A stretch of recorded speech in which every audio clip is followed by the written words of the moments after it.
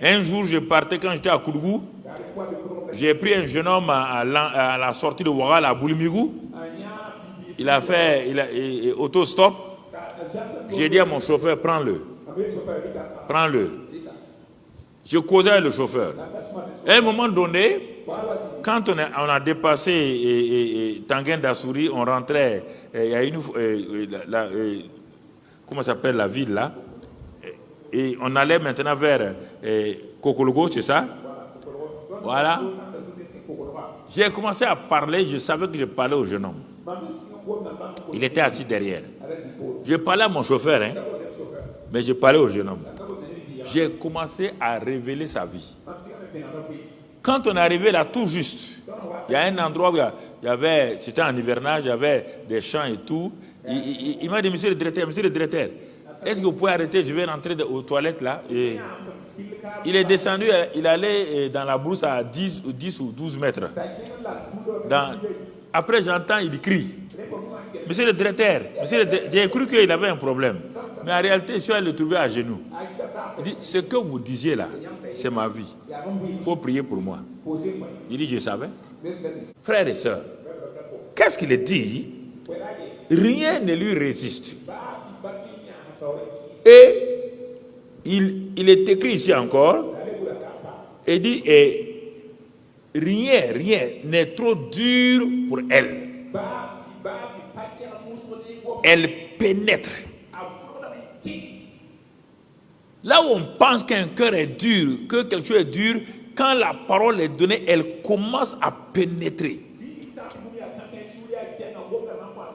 Le monsieur est assis, il fait l'indifférent, mais la parole va pénétrer. La première fois que je suis allé dans cette église Assemblée de Dieu en France pour écouter l'évangile, le pasteur ne me connaît pas. Personne ne me connaît dans l'église. Je suis allé, je me suis assis, on m'a amené au premier banc. Quand il s'est levé pour prêcher, mon frère, l'orgueil nous amène à endurcir notre cœur. Ah non, j'ai dit non, il ne va pas m'avoir. Hein. Ça, jamais. Quand il prêche, le monsieur ne me regarde même pas. Je suis assis à sa gauche, il prêche dans les deux rangées de droite. Mais je n'ai pas compris ce qui m'est arrivé. J'ai essayé de jouer au dur. Rien. J'ai baissé la tête. Rien. J'ai attrapé mon menton. Rien. Mais la parole me pénétrait. Tout mon orgueil là était balayé. Tout ce que j'avais opposé à la parole partait en éclats. Et la parole n'a peur de rien. Elle coupe tout. Elle coupe le fer, elle coupe l'acier, elle coupe tout, mon frère. Et elle révèle tout. Et à un moment donné, il parle comme s'il me connaissait. Il ne m'a jamais vu. Mais il révélait tous mes péchés.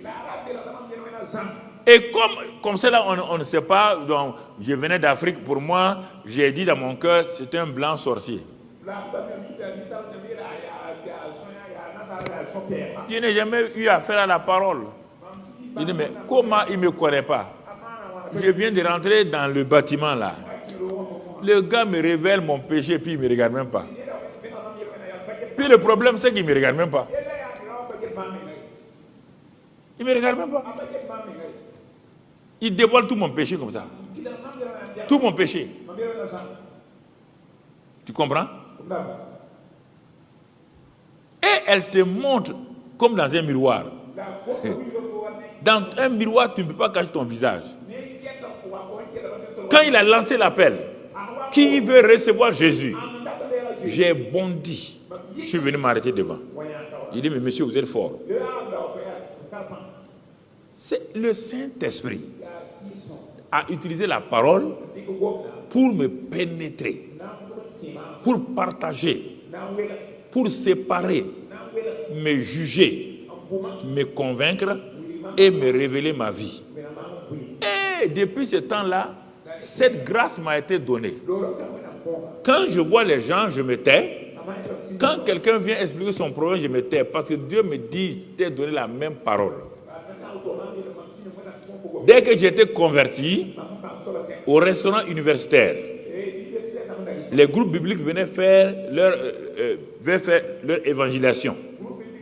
Ce sont les groupes bibliques qui m'ont donné les traités, qui m'ont permis un jour. C'est pourquoi évangéliser en donnant des traités, c'est une bonne chose. C'est eux qui ont permis que je sache où se trouve cette église-là. Et depuis que j'ai été converti, même pas un mois, moi aussi je parlais dans la cité universitaire, au restaurant, les gens pleuraient.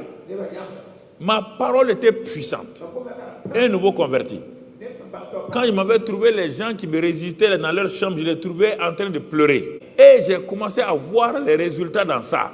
Pourquoi? Tel père, tel fils. Ce qui m'a converti là, c'est ce que je vais utiliser pour convertir les gens. Et depuis ce temps, quand j'ai commencé dans le monde à voyager, c'était la même chose. Plusieurs fois, j'ai parlé aux gens comme ça. J'ai parlé aux gens. Toi, fais attention. Hein. Dans un mois, on va t'arrêter. Toi, fais attention. Hein. Tel problème, tu auras tel problème. C'est ça. Maintenant, je le fais sous forme de la parole. Sous forme de la parole. Ça n'a pas changé.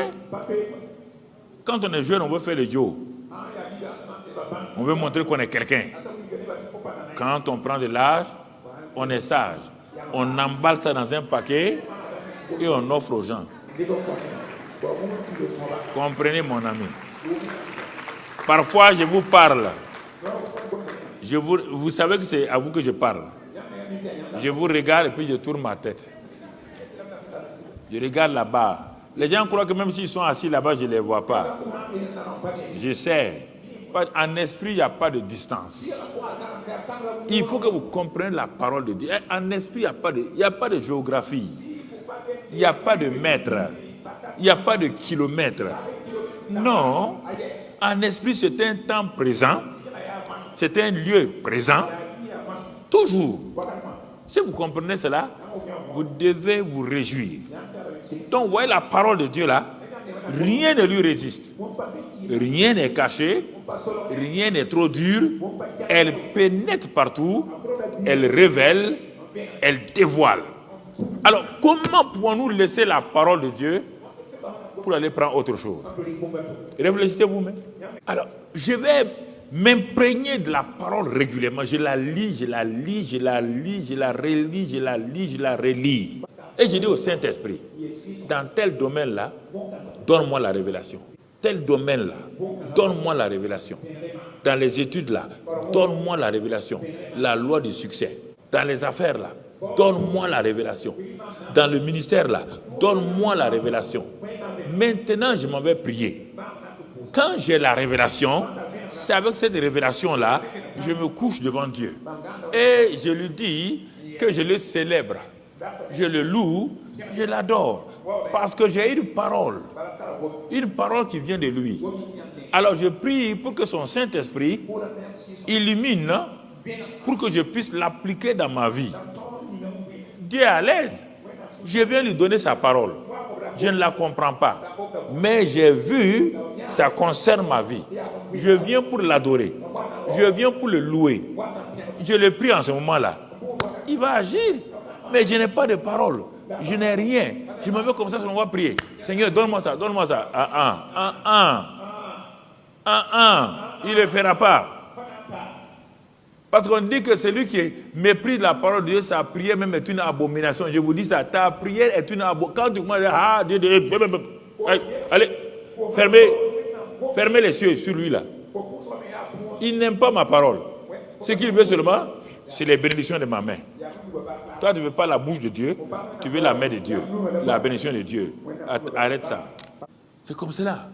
Elle sépare, elle pénètre et elle révèle.